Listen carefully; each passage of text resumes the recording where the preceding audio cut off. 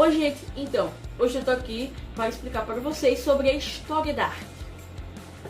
Então, a história da arte é muito grande e complexa, pois vem com todo o desenvolvimento do ser humano. Assim, ela está dividida em várias partes, nas quais tem as variadas formas de produção artística de várias civilizações ao longo da história. Alguns historiadores entendem que a história da arte, desde a pré-história até os dias atuais, traduz a própria história da humanidade. Revela o processo de compreensão humana consigo mesma. Um dos temas iniciais da história da arte, por exemplo, é sobre a arte na pré-história, período no qual podem ser colhidas informações sobre os sistemas desenvolvidos pelos homens primitivos, suas técnicas como a arte rupestre e os principais lugares do mundo onde esse tipo de arte pode ser encontrado atualmente. A arte na pré-história manifestou-se de diferentes formas. A intenção dessas obras é alvo de grande debate pelos especialistas.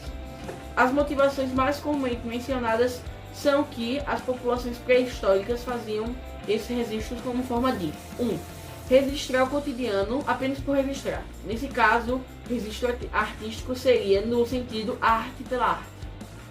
2. Registrar com fins ritualísticos de criar uma conexão do homem com a natureza. Não podemos deixar de falar sobre a arte desenvolvida pelas grandes civilizações da antiguidade do Ocidente, e no Oriente Médio, na realidade, desculpa. Como a arte da Mesopotâmia, a arte do Egito, a arte persa, a arte grega, a arte romana, a arte bizantina e a arte cristã primitiva.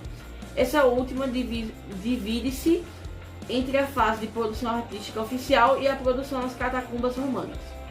Seguindo cronologicamente, temos a arte no período da Idade Média, com temas como a arte gótica, que para quem não sabe foi a expressão artística da Baixa Idade Média, século XII, que pendurou até o Renascimento. Denominada de arte das catedrais. Ela era realizada nas cidades, foi uma reação ao estilo românico e pretendeu rivalizar com os mosteiros e as basílicas que eram construídos no campo. Isso porque, nesse momento, as cidades começaram a crescer por conta da economia fundamentada no comércio. Anteriormente, as vivências coletivas estavam concentradas no campo e os mosteiros consistiam nos locais de desenvolvimento intelectual e artístico. A Catedral de Milão é um exemplo de arte gótica. A foto tá... Peraí. Aqui, ó. Bota aí, editor. O marco histórico desse movimento ocorreu nas imediações de Paris, quando a Abadia Real de Saint-Denis foi construída entre os anos de 1337 e 1137 e 1144. Foto aqui também. Além das catedrais medievais, suas técnicas de pinturas que estabeleciam as bases para os artistas do Renascimento. Entre os artistas do Renascimento destacam-se italianos como Michelangelo.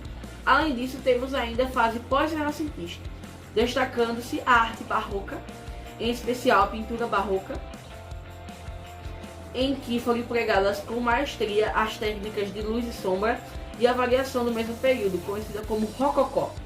Ou seja, a arte tem uma grande história, mas ainda tem umas coisas a falar. O Renascimento... agora eu vou falar sobre o Renascimento. O Renascimento nasceu na Itália, Florença, nas primeiras décadas do século XV, nos finais de 1400. Tinha se espalhado por toda a Itália na primeira metade do século seguinte, quando Roma se sobrepunha a Florença como principal centro artístico. Tinha alcançado os resultados mais clássicos. Na mesma época, começou a difundir-se pelo resto da Europa, iniciando uma completa revolução artística, cujos efeitos pendurariam com constantes acontecimentos durante séculos, até quase o limiar de nossa época. Este movimento, embora bastante complexo e variado internamente, estabeleceu princípios, métodos e, sobretudo, formas originais e típicas mais comuns.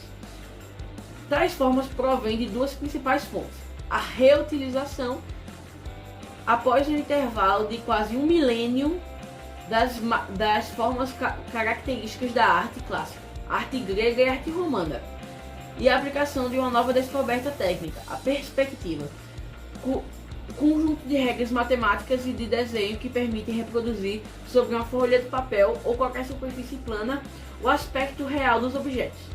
Além de reviver a cultura antiga greco-romana, ocorreram nesse período muitos progressos e incontáveis realizações no campo das artes. E a literatura das ciências que superaram a herança clássica. O ideal do humanismo foi, sem dúvida, o motel desse progresso e tornou-se o próprio espírito do Renascimento. Trata-se de uma volta deliberada que propunha a ressurreição consciente do Renascimento, do passado, considerando agora como fonte de inspiração e modelo de civilização. Num sentido amplo, esse ideal pode ser entendido como a valorização do homem, o humanismo, e da natureza, em oposição ao divino e ao sobrenatural, conceitos que haviam impregnado a cultura da Idade Média.